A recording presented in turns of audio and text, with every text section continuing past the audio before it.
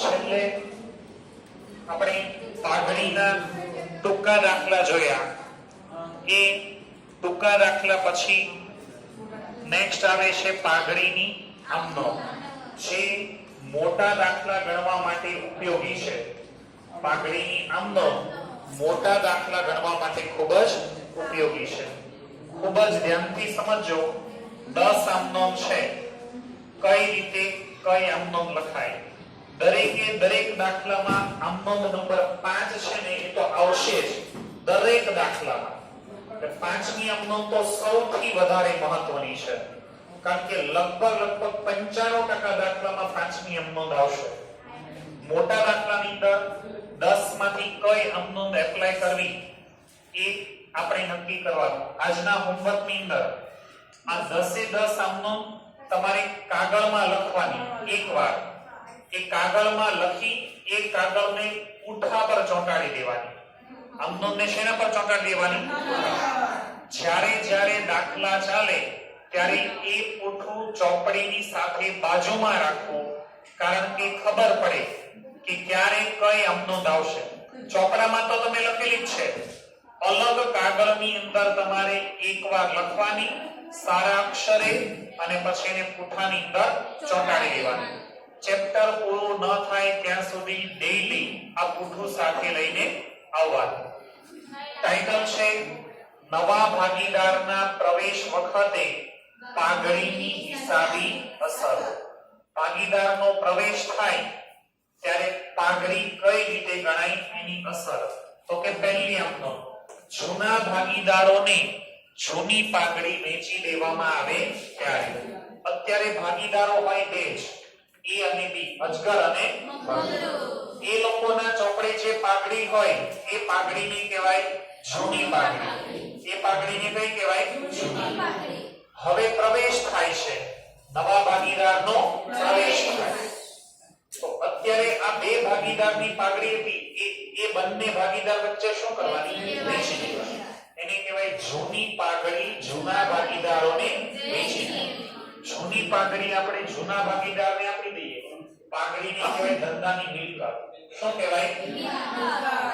પાઘડી જૂના ભાગીદારને આપી દો તો ધંધામાંથી પાઘડી જાય. પાઘડી જાય તો કોને આપી દેવાની? જૂના ભાગીદારને પાઘડી આપી દો તો જૂના ભાગીદાર લઈ જાય કે આપી જાય? લઈ જાય તો એને લાભ લેનાર કહેવાય કે લાભ આપનાર? લાભ લેનારનું ખાતું ઉધાર. એ જૂના ભાગીદાર વચ્ચે કયા પ્રમાણમાં વેચવાની? જૂના પ્રમાણમાં. કઈ પાઘડી વેચવાની? જૂની પાઘડી. ઘણી વખત દાખલામાં બે પાઘડી આપેલી હોય. પ્રવેશ પહેલાની પાઘડી હોય એને કઈ કહેવાય? જૂની પાઘડી. અને પ્રવેશ બાદની હોય નંબર 2, નવો ભાગીદાર પાઘડીના પ્રીમિયમની રકમ અંગત રીતે જૂના ભાગીદારને આપી દે. ધંધામાં કઈ લાવે નહીં. નવો ભાગીદાર અંગત રીતે ધંધાની બારોબાર આપી દે તો ધંધામાં કઈ રોકડની લેવડ દેવડ થતી નથી. એની કોઈ અસર આવશે નહીં. નવો ભાગીદાર એકદમ સ્ટાર્ટમાં ચેપ્ટર શરૂ થયું ને ત્યારે સમજાવેલું. નવા ભાગીદારી કેટલી બાબતના રોકડા લાવવાના? શેના શેના?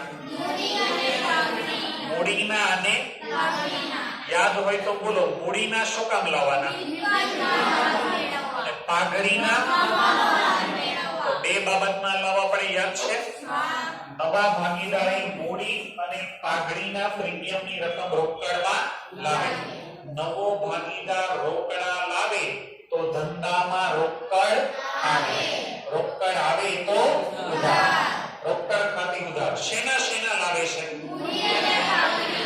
તો લખાશે પહેલા તે નવા ભાગીદારના મૂડી ખાતે. પછી શેના લાવે છે? પાઘડીના ને તો તે પાઘડીના પ્રીમિયમ ખાતે. કેટલી બાબતના પૈસા લાવે છે? શેના શેના? તો મૂડી ખાતે કઈ રકમ લખાય? નવા ભાગીદારની મૂડી. પાઘડી ખાતે શું લખાય? નવા ભાગીદારની પાઘડી. બધી પાઘડી લખાય? ખાલી બોલો કઈ લખાય? આ સંયુક્ત નામનો છે. અલગ અલગ લખો તોય થાય. અલગ અલગ લખો તો શું થાય? રોકડ ખાતે ઉધાર એ નવા ભાગીદારના ને રોકડ ખાતે ઉધાર એ પાઘડીના. સમજ પડી? જે આમનોમમાં સમજ ન પડે એમાં તરત પૂછી લેવું, કારણ કે આ આમનોમ ખૂબ જ મહત્વની છે. 1 થી 3 માં ખબર પડી? નંબર 4, નવો ભાગીદાર પાઘડીના પ્રીમિયમની રકમ રોકડ તેમજ અન્ય સ્વરૂપે. અહીંયા કીધું પાઘડીના પૈસા કેવા લાવે? ઘણી વાર એવું બને કે રોકડા લાવે અને રોકડની સાથે સાથે શું લાવે? અન્ય સ્વરૂપ. અન્ય સ્વરૂપ એટલે જમીન લાવે, મકાન લાવે, યંત્રો લાવે. જે લાવે એ વસ્તુ ધંધામાં આવે તો એનું ખાતું ઉધાર. રોકડ સ્વરૂપે લાવે તો ધંધામાં રોકડ આવે. રોકડ આવે તો ઉધાર. રોકડ ખાતે ઉધાર. ધારો કે બીજો શું લાવે? મિલકત એટલે કઈ મિલકત લાવે? જમીન મકાન લાવે તો જમીન મકાન આવે તો ઉધાર. બીજું શું લાવે? ફર્નિચર લાવે તો ફર્નિચર આવે તો ઉધાર. વાહનો લાવે તો વાહનો આવે તો ઉધાર. ટૂંકમાં કોઈ પણ મિલકત લાવે એ બધી મિલકત લખવાની. અહીંયા મેં કેટલી લખેલી છે? 3. ધારો કે રકમમાં આપણે યંત્રો લાવ્યો તો ત્યારે એવું નહીં વિચારવાનું કે આમાં યંત્ર નથી. આ મિલકત તો આવી જ ગઈ. આની સાથે સાથે કોઈ પણ મિલકત આવે એ લખી દેવાની. વાહનો છે એની જગ્યાએ હું લખી દઉં છું અન્ય મિલકત ખાતે ઉધાર. કોઈ પણ મિલકત ધંધામાં લાવે તો એ મિલકત આવે તો ઉધાર. શેના માટે લાવે છે? તો તે પાઘડીના પ્રીમિયમ ખાતે જમા. પાઘડીની રકમ લાવે એ લખાય પાઘડીના પ્રીમિયમ. સમજ પડી? ચોથી આમનો ને સૌથી અગત્યની 5મી આમનો આવશે જ દરેક દાખલામાં આ સ્વરૂપે અથવા અન્ય સ્વરૂપે. જૂના ભાગીદારને પાઘડીના પ્રીમિયમની રકમ વહેંચી દેવામાં આવે. પાઘડી લાવે કોણ? વહેંચવાની કોને? એવું શું કામ? લાવે નવો ભાગીદાર, આપી દેવાની જૂના ભાગીદાર. પહેલા લેક્ચરમાં સમજાવેલું હતું. આની માટેની ગણતરી ત્યાગના પ્રમાણમાં વહેંચી દેવાય. કયા પ્રમાણમાં? ધારો કે નવો ભાગીદાર કોણ? સી ને પૈસા કોણ આપે? આ બંને પૈસા આપે એટલે એને શું થાય? આને પૈસા શું થાય? મળે એટલે આને કેટલા મળે? 30. આ કેટલા આપે? 20 અને 10 ને શું કહેવાય? અને 2 જેમ 1 ને શું કહેવાય? ત્યાગનું પ્રમાણ. નવા ભાગીદારને શું મળે? નફો. પહેલા તો નવા ભાગીદારે કેટલી બાબતના પૈસા લાવવાના? મૂડીના શું કામ? મિલકતમાં ભાગ મેળવવા. પાઘડીના એને નફામાં કેટલો ભાગ મળે? 30. નફામાં ભાગ મળે એ સી ને 30 રૂપિયા કોણ પણ આપે? નફામાં ભાગ મળે એના બદલામાં શું હોય? સમજો. એ બી ને એમ કે હું તને નફો આપીશ. એ સી ને શું કે? હું તને નફો આપીશ. સેમ આવું કોણ બોલે? બી શું કે? હું તને નફો આપીશ. તો બંને શું બોલે? અમે તને નફો આપીશું. અમે તને નફો આપીશું. નફાના બદલામાં શું હોય? તો સી શું કે? હું તમને પાઘડી આપીશ. સી શું કે? હું તમને પાઘડી આપીશ. આ બંને શું કે? અમે તને નફો આપશો. આ કે હું તમને પાઘડી આપીશ. અજગર રોન કાઢે. અજગર હું કે? હું તને નફો નહીં આપું પછી હું કે પાઘડી નહીં આપું તો પાછો કે હું તો તને નફો આપીશ આવું કે પાઘડી આપીશ પાઘડીના પૈસા કોને મળે નફો આપે એને પાઘડીના પૈસા કોને મળે નફો આપે એને પાઘડીના પૈસા નફો આપેને મળે નફો કોણ આપે જૂના ભાગીદાર નફો કયા પ્રમાણમાં આપે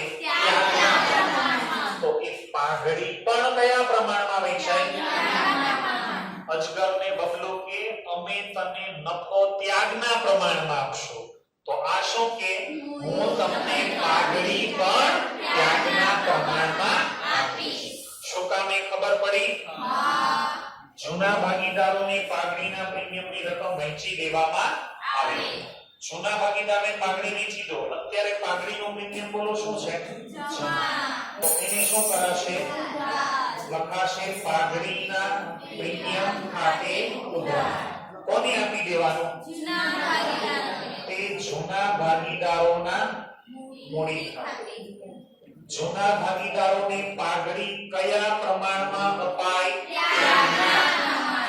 શું કામ એ ખબર પડી લખાશે ત્યાગના પ્રમાણમાં આમનો નંબર 6 જૂના ભાગીદારને શું થાય ત્યારે પાઘડીના પ્રીમિયમની અહીંયા કીધું જૂના ભાગીદારને પાઘડી આપી દેવાની કયા પ્રમાણમાં પણ ઘણા દાખલામાં એવું આવશે કે જૂના ભાગીદારને ત્યાગ થશે જ નહીં એને શું થશે તો એને કહેવાય લાભ લેનાર ઉધાર થાય કે જમા આ સેમ આમનો પણ વધારાનો એડ શું કરવાનો લાભ લેનારનું ખાતું ઉધાર તો આ નિયમનો શું બનશે પાઘડીના પ્રીમિયમ ખાતે ઉધાર પછી જે લાભ લેનાર હોય એનું ખાતું શું કરવાનું લખાશે જૂના ભાગીદારના મૂડી ખાતે ઉધાર બધા ભાગીદારને ઉધાર કરવાના તો કયાને ઉધાર કરવાનો જે ભાગીદાર શું છે તે જૂના ભાગીદારોના મૂડી ખાતે કૌંસમાં લાભ આપનાર એટલે એને કહેવાય ત્યાગ કરનાર લાભ આપનાર એટલે એને શું કહેવાય અહીંયા જોનાયું તો ફરક શું લાભ લેનાર હોય ઉધાર લાભ આપનાર હોય પડી ખબર આમાં પાંચમા ઉપરથી છઠ્ઠી નંબર 7 જૂના ભાગીદાર પાઘડીના પ્રીમિયમની રકમ રોકડમાં નવા ભાગીદારની પાઘડી કોને આપી જૂના હવે જૂના ભાગીદાર પાઘડીના રોકડા ધંધામાંથી લઈ જાય એ પાઘડીના રોકડા લઈ જાય તો ધંધામાં રોકડ આવે કે રોકડ જાય તો કોણ લઈ ગયા તો એને લાભ લેનાર કહેવાય કે લાભ આપનાર લાભ લેનારનું ખાતું જૂના ભાગીદારોના મૂડી ખાતે ઉધાર ઘણી વખત એવું થાય કે પૂરેપૂરી પાઘડી લે છે તો પૂરેપૂરી પાઘડી ઘણી વખત એમ કે અડધી પાઘડી લે છે તો અહીંયા કેવી લખવાની અડધી 8 નવો ભાગીદાર પાઘડીની રકમ રોકડમાં ન લે અહીંયા એમ કીધું કે નવો ભાગીદાર પાઘડીના રોકડા લાવે ઘણી વખત એવું બને કે નવા ભાગીદાર પાસે રોકડમાં લાવવાના પૈસા હોય તો એ અત્યારે ન આપે ક્યારે આપે પછી હવે નવા ભાગીદારની પાઘડી આપણે વેચી કોને દઈએ બે આમનોને મિક્સ કરવાની છે આમનો રોકડ ખાતે ઉધાર તે પાઘડીના પ્રીમિયમ ખાતે ઉધાર તે જૂના ભાગીદારના પાઘડીનું પ્રીમિયમ શું છે જમા પાઘડીનું પ્રીમિયમ જમા ઉધાર કેન્સલ તો ડાયરેક્ટ આમનો શું બની રોકડ ખાતે ઉધાર તે જૂના ભાગીદારના મૂડી ખાતે જમા ક્યારે રોકડમાં લાવે ત્યારે પણ આમાં તો શું કીધું છે ન લાવે રોકડમાં લાવે તો રોકડ ખાતે ન લાવે તો એના મૂડી ખાતે રોકડમાં લાવે તો રોકડ તો એના મૂડી કોને લાવવાના હોય? નવા ભાગીદાર. તો અહીંયા લખો છો નવા ભાગીદારના મૂડી ખાતે ઉધાર. રોકડ ખાતું ઉધાર કરવાની જગ્યાએ મેં શું કર્યું? નવા ભાગીદારનું મૂડી ખાતું ઉધાર. કોને વેચી દેવાય? તે જૂના ભાગીદારોના જૂના ભાગીદાર વચ્ચે કયા પ્રમાણમાં વહેંચાય? તો કૌંસમાં લખાશે ત્યાગના પ્રમાણ. જૂનો ભાગીદાર બધી પાઘડી લાવે કે ખાલી પોતાના ભાગની? નવો ભાગીદાર માત્ર કઈ લાવે? પોતાના ભાગની. નવા ભાગીદારના ભાગની પાઘડી. બે આમનોંધને મિક્સ કરી શામાં મિક્સ શું કરી? રોકડ ખાતે ઉધાર તે જૂના ભાગીદારના મૂડી. રોકડમાં લાવે તો, ન લાવે તો રોકડની જગ્યાએ શું લખવાનું? હવે જોજો, નવો ભાગીદાર પોતાના ભાગની અંશતઃ રકમ રોકડમાં લાવે. અંશતઃ એટલે અડધી લાવે. અડધી નવા ભાગીદારે ધારો કે 20000 લાવવાના હોય. કેટલા લાવવાના હોય? 20000. એમાં લાવે કેટલા? 15000. તો 5 લાવતો તો પાઘડીનું પ્રીમિયમ કઈ રીતે વેચાય? તો પાઘડીનું પ્રીમિયમ કઈ રીતે વેચાય? રોકડ ખાતે ઉધાર તે પાઘડીના પ્રીમિયમ. રોકડમાં લાવે તો પાઘડીનું પ્રીમિયમ જમા છે તો પાઘડીનું પ્રીમિયમ બોલો શું કરે? પાઘડીના પ્રીમિયમ ખાતે ઉધાર. આ કઈ રકમ લખવાની? રોકડમાં લાવેલ પાઘડી. શું લખાશે? રોકડમાં. હવે બીજું કીધું છે રોકડમાં ન લાવે. રોકડમાં ન લાવે તો બોલો શું આવશે? નવા ભાગીદારના મૂડી ખાતે ઉધાર. કૌંસમાં વાંચો શું લખાશે? રોકડમાં ન લાવેલી પાઘડી. ટોટલ પાઘડી આવી ગઈ. ઉપર કઈ? રોકડમાં લાવેલી પાઘડી અને આમાં રોકડમાં આ પાઘડી કોને આપી દેવાય? તે જૂના ભાગીદારોના કયા પ્રમાણમાં અપાય? નવા ભાગીદારની પાઘડી જૂના ભાગીદારને કયા પ્રમાણમાં અપાય? છેલ્લે નંબર 10 પાઘડીનું મૂલ્યાંકન ભાગીદારોની મૂડી પરથી કરવાનું. એને કહેવામાં આવે છે ગુપ્ત પાઘડી. દાખલામાં કે પાઘડી આપેલી ન હોય કે કીધું પણ ન હોય, આપણે જાતે સમજીને શોધવાની. ત્યારે શું કરવાનું? નવો ભાગીદાર પાઘડીના રોકડા લાવતો ન હોવાથી આમનોંધ નંબર 8 મુજબ હશે. અહીંયા પાઘડી કે આપેલી છે? આપેલી હોય તો રોકડમાં લાવે, પણ આપેલી જ નથી તો નવો ભાગીદાર પાઘડીના રોકડા લાવતો નથી. તો અહીંયા પણ કીધું નવો ભાગીદાર પાઘડીના રોકડા ન લાવે. તો આમનોંધ નંબર કઈ આપવાની? 8મી જ આમનોંધ. શું? નવા ભાગીદારના મૂડી ખાતે ઉધાર તે જૂના ભાગીદારના. પણ રકમ કઈ રીતે પાઘડીની શોધવાની ને એ પાઘડીનું સૂત્ર પાઘડી બરાબર મૂડી માઈનસ મૂડી. શોર્ટકટમાં શું યાદ રાખવાનું? પાઘડી બરાબર મૂડી માઈનસ મૂડી. હવે કઈ મૂડીમાંથી કઈ મૂડી બાદ કરવાની એ જોડો. પાઘડી બરાબર નવા ભાગીદારના ભાગ મુજબની મૂડી. પહેલી કઈ મૂડી? નવા ભાગીદારના ભાગ મુજબ. આ મૂડીમાંથી મૂડી જ બાદ કરવાની.